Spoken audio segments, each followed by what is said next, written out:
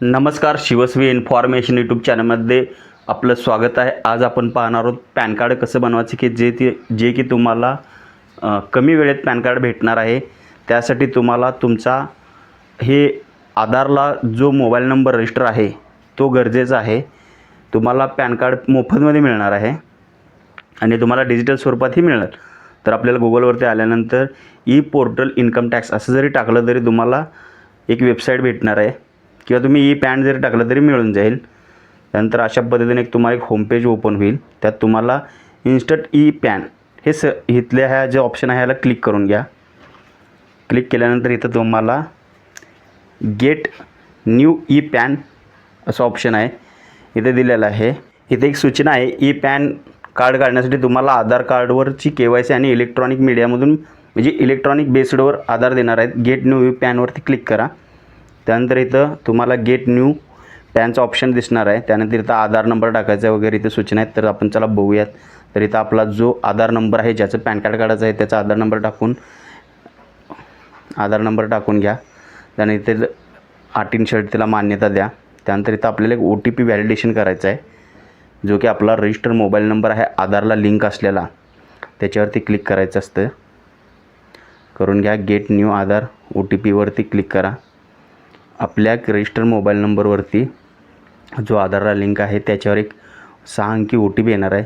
तो OTP इथं व्यवस्थित टाकून घ्या। OTP टाकल्यानंतर परत एकदा अटी शर्ती मान्य करून घ्या। टिक करून घ्या त्या बॉक्सला।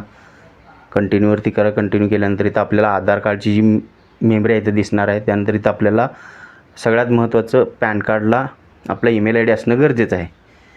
तो पॅन कार्ड लिंक करून घेण्यासाठी इथं आपला ईमेल ID लिंकवरती क्लिक करून ईमेल ID जो आपला प्ले स्टोअरमध्ये तुम्हाला दिसू शकतो की तुम्ही ईमेल ID काय ठेवलेला आहे आपल्या मोबाईलचा, तर तुम्ही तिथून काढून घ्या आणि इथं आपलं पॅन कार्ड टाकून त्याच्यावरती एक OTP सेंड करायचा आहे। OTP टाकून घ्यायचा आहे 6 अंकी ईमेल ओपन करून।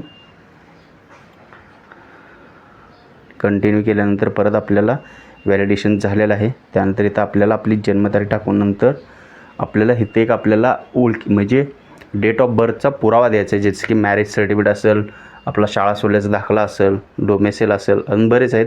तुम्ही यापैकी कोणतेही देऊ शकता। आधार कार्ड हे चालत नाही, तर आपल्याला वडिलाचं नाव टाकायचं आहे आणि अटी शर्ती मान्य करून परत कंटिन्यूवरती क्लिक करून घ्या। तर अशा पद्धतीनं तुमचं पॅन कार्ड हे ॲप्लिकेशन तयार झालेलं आहे।